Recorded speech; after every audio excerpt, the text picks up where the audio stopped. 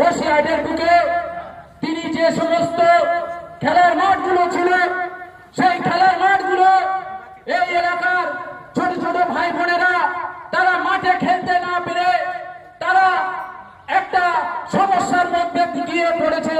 তারা mobile phone তারা বিভিন্ন রকম নেশায় তারা জড়িয়ে পড়ছে। কারণ দিব্যেন্দু বিশ্বাসের আমরা অন্তত এটুকু আশা করেছিলাম যে উনি বসিরহাটের বাসীর জন্য কিছু করুন, আর না করুন উনি অন্তত আমাদের স্পোর্টসটা খেলার পরিবেশটাকে সুন্দর করে তুলবেন।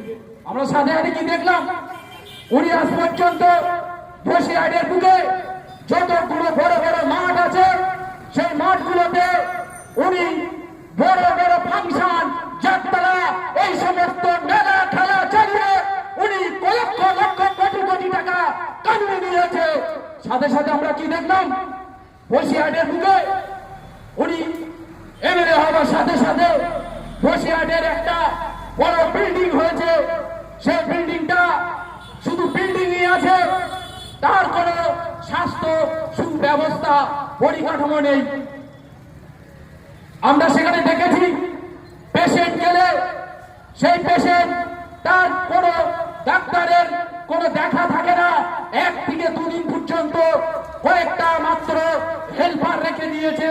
সেই হেল্পারেরা এসে পেশেন্টদেরকে নার্সরা তাদের ট্রিটমেন্ট করে, কোনো ডাক্তার পাওয়া যায় না।